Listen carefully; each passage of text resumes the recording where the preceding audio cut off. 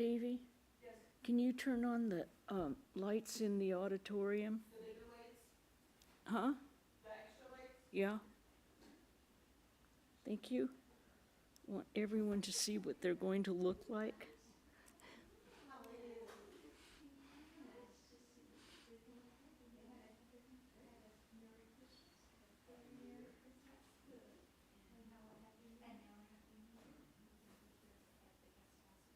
Have you got the iPad now? No, I'm trying to figure out the password for it. So people are on Zoom, We're doing a reading here afterwards, right? log into Are the we going down the convent or? At 7:30. We are going to. Yeah.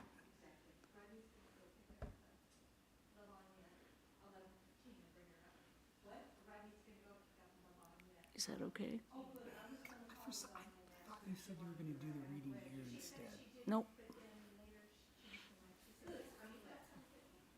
That turns into a big deal. We just, I thought, and I was going, and Karen goes, well, she goes, well, we're going to walk down the convent. And I go, I think we'll do the reading in the temple. She goes, no, no, come on down. How do you like the new lights in the temple? This is for people to be able to read when Swami gives a class, and also to be able to see who's there. no more surprises? Yeah. Okay, I'm gonna say, Amrita, take a look at the new lights, and if you sit near the center, you'll be able to read your books. Oh my God, thank you. I will do that. I don't have a book today. No, I know, but this is what we have been working on for. And also,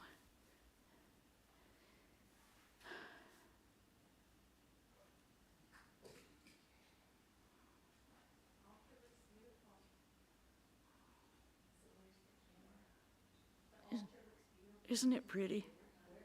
Yeah. Is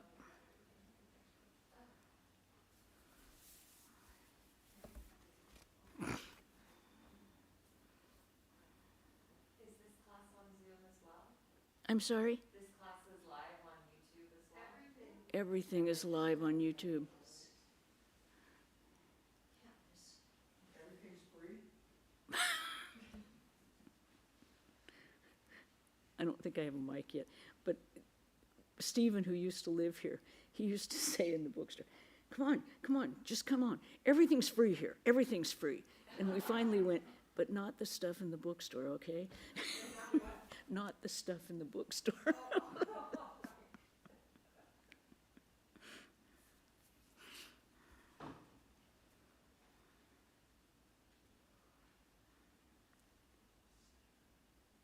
Davy, are we ready to start yet?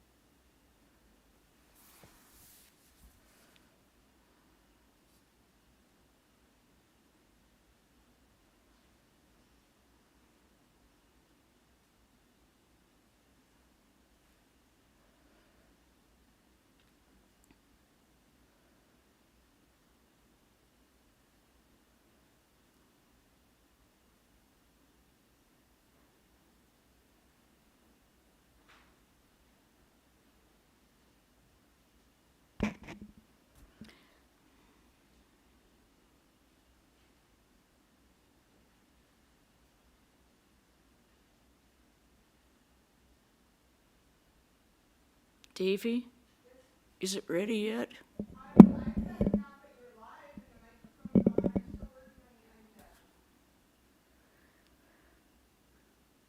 Do you have Zoom? It's on right now, but not the iPad. Oh, okay. Well, good evening, everyone. We are on the book Swami Trigunatita, his life and work. And we have finished his journey to Tibet. Now, we're on chapter 4, if you're following along, on page 43. In the service of God in man. His wanderlust satisfied, Swami Trigunatita was eager to plunge into work. Toward the end of 1895, after his return from Tibet, he was thinking of bringing out a Bengali language magazine. Swamiji encouraged the idea and asked his other brother disciples to support it. To Swami Brahmananda, he wrote from America, Sarada is talking of bringing out a Bengali magazine. Help it with all your might. It is not a bad idea. You must not throw cold water on anybody's project. Give up all criticism altogether. Help all along as you find they are doing all right. And in cases where they seem to be going wrong, show them their mistakes gently. And in January of 1896, he wrote to Swami Yogananda, put forth all nerve for the magazine that Sarada is wanting to publish. Ask Shashi to look to it. Swami Trigunatita's magazine was one of the endeavors Swamiji wanted the Mott to undertake as a concerted whole. In a letter to Swami Ramakrishnananda regarding organization, he wrote, it is no doubt a good idea that Trigunatita has of starting a magazine, but I shall consent to it if only you can work jointly. In the same month, Swamiji wrote to Trigunatita himself, now is the time for you to apply yourself to start the magazine. Come, here is a task for you. Conduct that magazine. Thrust it on people and make them subscribe to it, and don't be afraid. What work do you expect from men of little hearts? Nothing in the world. You must have an iron will if you would cross the ocean. You must be strong enough to pierce mountains. We shall set the world on fire. Let those who will join us and be blessed, and those who won't, come, will lag behind forever and ever. Let them do so. You gird up your loins and keep yourself ready. Never mind anything. In your lips and hands, the goddess of learning will make her seat. The Lord of infinite power will be seated on your chest. You will do works that will strike the world with wonder. He didn't understate anything, did he? In a postscript to his letter, Swamiji wrote, throw the whole of Bengal, and for that matter, the whole of India into convulsion. Start centers in different places. Again, in the same month, Swamiji wrote to his younger brother a letter to wake the dead. I thought those two would have. Your idea of the paper is very good indeed. Apply yourself to it heart and soul. Never mind the funds. There are many to preach Christianity and Mohammedanism. You just go through the preaching of your own country's religion. But then, if you can get hold of a Mohammedan who is versed in Arabic and have old Arabic books translated, it will be a good plan. We want quite a number of writers. Then there's the difficult task of getting subscribers. The way out is this. You lead a wandering life. Wherever you find Bengali language spoken, thrust the paper on whomsoever you can, lay your hands on. Enlist them by vehemence. They would always turn tail the moment they have to spend something. Never mind anything. Push it on. Bring to contribute articles. Begin to contribute articles, all of you who can. It won't do merely to sit idle. You have done a heroic deed. Bravo. Those who falter and vacillate will lag behind, and you will jump straight on top of all. Let one go to Madras and another Bombay. Let the world shake on its hinges. Oh, the grief. If I could get 2 or 3 like me. I would have left the world convulsed. As it is, I have to proceed gently. Move the world to its foundation. Send one to China, another to Japan. What will the poor householders do with their little bits of lives? It is for the sannyasins, Shiva's demons, to rend the skies with their shouts of Hara Hara Shambho. Okay. In both these stirring letters, Swamiji urged Swami Trigunatita to start the magazine and to create centers throughout India. Either one of these tasks required 24-hour a day work. There was no way to do both at once, and it was the second that Swami undertook. Perhaps for the simple reason that there was no money to buy a press, and all the other equipment in publishing venture requires, such as type, paper, ink. Besides, who would subscribe on faith to a non-existent magazine? Swami Trigunatita was disappointed, but disappointed or not, he took up his pre-Tibetan preaching and relief work in the villages, much to Swamiji's continuing delight. Repeatedly, he would write words of fire in this regard to his brother disciples. Swamiji, in any towns or villages you may visit, start an association wherever you find a number of people revering Sri Ramakrishna. Off with your ideas of mukti and bhakti. There is only one way in the world. The good live for others alone. The wise man should sacrifice himself for others. I can secure my own good only by doing your good. There is no other way, none whatsoever. You are God, I am God, and man is God. It is this God manifested through humanity who is doing everything in this world. Is there a different God sitting high up somewhere to work, therefore? To his own disciple, Swami Shuddhananda, a close friend of Swami Trigunatita, Swamiji wrote in July 11, 1897, Akhandananda is working wonderfully in Mahula, but the system is not good. It seems they are frittering away their energies in one little village, and that only doling out rice. I do not hear that any preaching has been done along with this helping.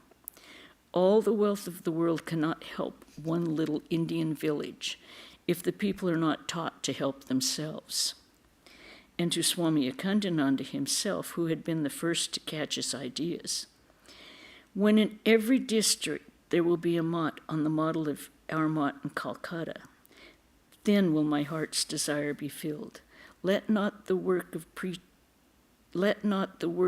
preaching too be at a standstill, and greater even than preaching is the imparting of education.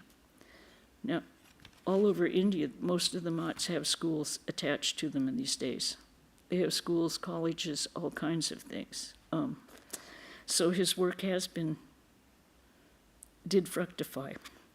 Swami Trigunatita certainly was aware of all these ideas and instructions of his beloved Swamiji, and he must have been inflamed by them, for he exerted himself to the utmost to carry them out. In August of 1897, he was placed by the Ramakrishna Mission in charge of the famine or scarcity relief work at Dinajpur, a district in North Bengal, where he made the village of Baroli his center of work. To his brother disciple Swami Akhandananda, he wrote from Dinajpur on August 27, 1897. I don't think my work will be so successful and so grand as yours. You know I am very cruel and hard-hearted. I am now serving 42 villages. I think in a very short time the number of my people, that is those whom he could serve, will be 300. Rice is being bought at 5 rupees and to 8 rupees per mount with pranams. Within 2 months, the life of Swami Vivekananda reads, he had extended help to some 84 villages. As a result of his untiring and disinterested services, the government allowed him to buy rice at a much reduced price. Ramakrishna Mission has traditionally been used by the government of India as a distributor of goods during disasters, because they know that nothing will be diverted. Everything will go exactly where it should go. All the rice will go to the people who need it. All the clothes will go. So they've often been used as a conduit. Swami Trigunatita went about his relief work systematically and thoroughly. He first determined the real need of the families in all of his 84 villages, going to each dwelling to see for himself, keeping records and distributing rice according to need. At night he slept on top of the bushels of rice at Baroli to guard them from theft. He had no help, and he asked for none. The British rulers of the district were much impressed, having never before seen something like this. The Swami's work in Dinajpur came to a close in November. On December 3rd, 1897, a grand public meeting was held in the Maidan of Dinajpur town in a big tent pitched for the purpose, to present an address of thanks to him. The British president of the meeting, Mr. N. Bonham Carter, spoke to the following. We have assembled here to perform the pleasant duty of addressing a vote of thanks to Swami Trigunatita and his brotherhood for the work in regard to this scarcity which he did with his own hand and brain. I fully realize the Swami's good and disinterested work. He had nothing to bind him to it. His only object was to do good to mankind. He did not depend on the officials for help, neither did he work in opposition to the officials. The Swami carried on work in a methodical way. He undertook labor and personal inquiry to ascertain who were the deserving. I am glad to preside at this meeting because though it is a small beginning, yet it is a beginning of self-help in the right line. If there is a germ, it may grow up in time. Then the president read the address of thanks, which was printed in gold, after which Swami Trigunatita rose and spoke in reply for 2 hours,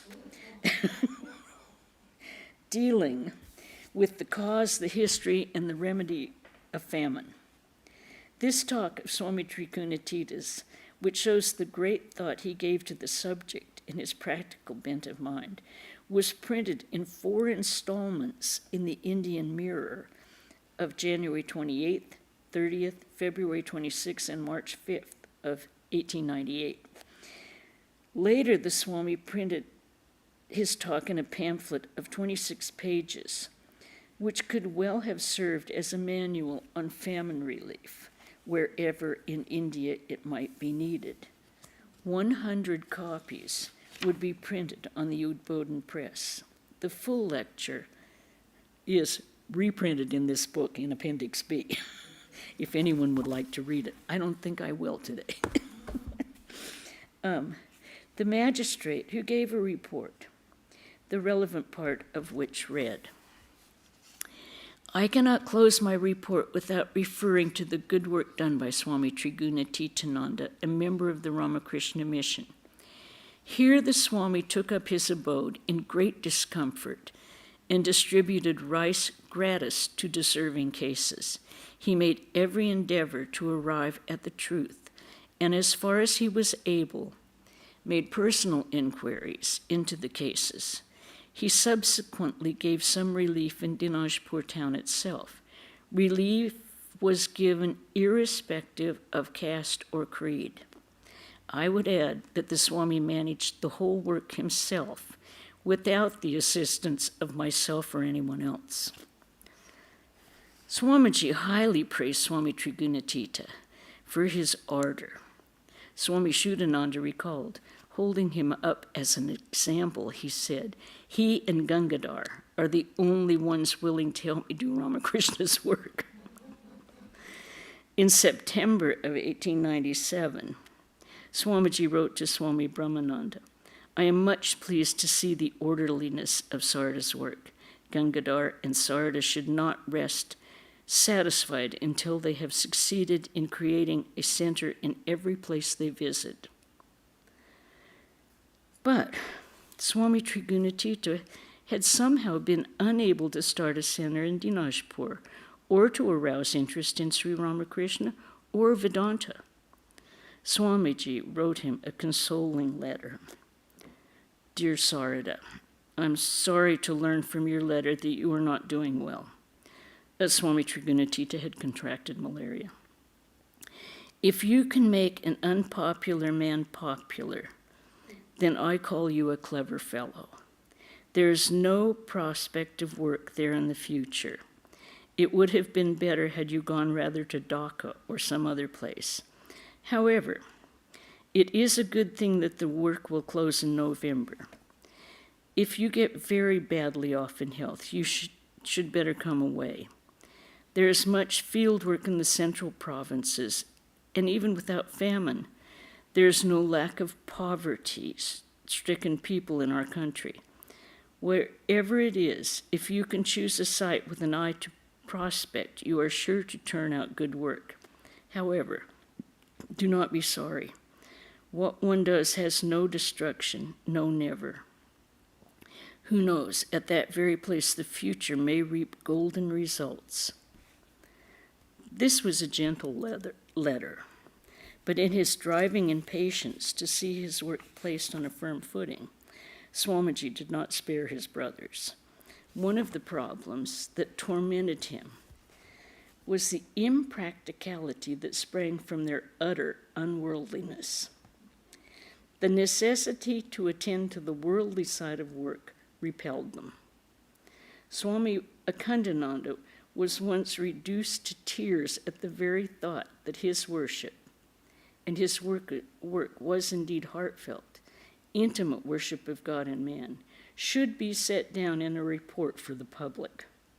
So many pieces of cloth, so many bushels of rice, and so on, and that meticulous accounts be kept. But Swamiji was relentless. On October 12, 1897, he wrote to Swami Brahmananda, "Accounts, accurate to the last pi, must be kept of the amounts that are donated to the Mott funds, and fully accurate accounts should be obtained from Sarda and others to whom the money is given. For lack of accurate account keeping, see that I am not accused as a cheat. These accounts should afterwards be published." And to Swami Trigunatita himself, he had written in April in 1896, "I am determined to make you decent workers, thoroughly organized." Now, even to this day, when we get the reports from Bellarmont of what every center is doing, they meticulously list every single cloth that was given, every amount of rice. Everything is still accounted for, which is why the government of India trusts them to get everything to the people they are meant for. So, a hard beginning for Swami Trigunatita. When Swami Trigunatita's work at Dinajpur was complete, he came to the Mott, which was then located at Nilambar Mukherjee's garden house in Belur, where from time to time Holy Mother had lived. He was in time for the celebrations of Shivaratri and Sri Ramakrishna's birthday, at the latter of which the stirring hymn, newly composed by Swamiji, Kananabhava Bandhana, was sung for the first time at the evening arati. Wherever the Mott was, it was the same wonderful, vibrant place. The boys here are rather seedy owing to the unusual amount of pure and cool air that they're made to breathe and live in on the bank of the new Mott, Swamiji wrote on February 25th to Swami Ramakrishnananda, who was then in Madras. Sarda has his malaria brought over from Dinajpur. I made him eat a dose of opium the other day without much benefit to him except his brain, which progressed for some hours towards a natural direction, namely idiocy. Hari also has a touch. I hope it will take off a good bit of their chubbiness. By the way, we have once more started the dancing business here, and it would make your heart glad to see Hari and Sarda and my own good self in a waltz. How we keep balance at all is a wonder to me. Dancing, music, worship, meditation, scriptural classes, question and answer classes, discussion work, all of it went on at the Mott at Nilambar Mukherjee's garden house. Sri Ramakrishna's direct disciples and Swamiji's disciples were all there at one time or another, together with young probationers who underwent the strict monastic discipline that Swamiji insisted upon. It was at this Mott, under the keen, loving, and ever-vigilant direction of its leader, that the Ramakrishna order took the form and direction that it has today. Its motto, for one's own salvation and for the welfare of the world.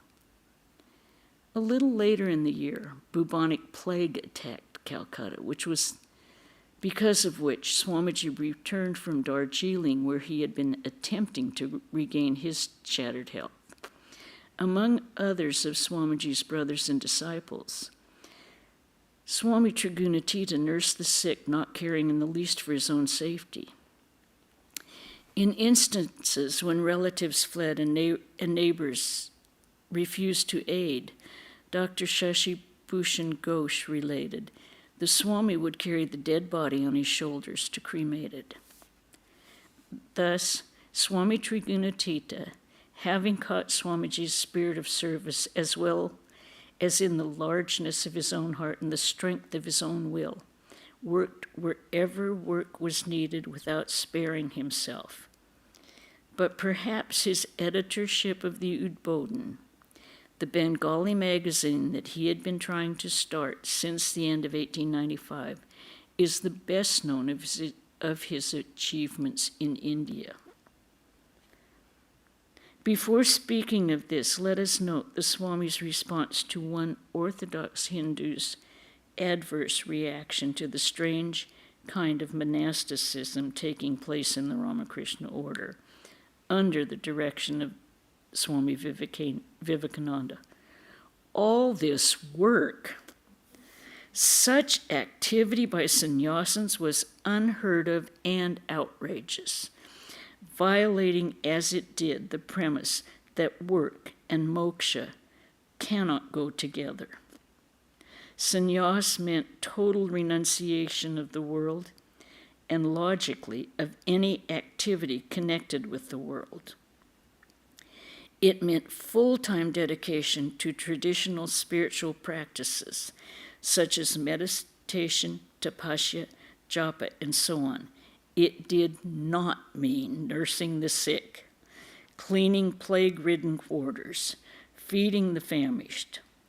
By undertaking such work, the Ramakrishna mission was defying every stricture in the book.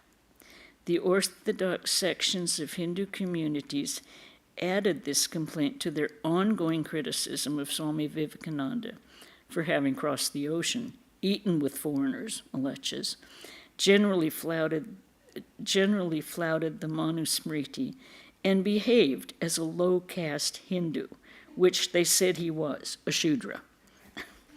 And I think we'll stop there. Okay? Because we're going to start on his work with the Udbodhan. So, any questions about what Swamiji was doing with Swami Trigunatita before we go on? I mean, actually, this is good. Anyone have any questions or comments? Right. Ooh, sorry. Okay, Saturday evening, we will have the gospel class here in the temple. Swami Brahmananda will read the gospel of Ramakrishna at 5 o'clock. Sunday, Swami Vedarupananda will be here, and his talk is the touchstone of the Veda. Now, we have one thing that isn't announced. We're going to have a Karma Yoga Day on the 3rd. We looked at the calendar and decided we might need 2 Karma Yoga Days this month because we will be getting over Christmas and New Year's and getting ready for Swamiji's puja on the 10th. So we could use a little help. I'm sorry? Yep, okay. On New Year's tonight, we will have a midnight meditation at 11:30. The parking lot will be closed at 7, and we'll reopen the parking lot about 11:15, so you can all come and get here by 11:30. New Year's Day, we will have a Kalpataru reading, which is the section of the gospel where Ramakrishna gave his blessings to all of the householder devotees. And we'll read that section at 5 o'clock here right before Vespers.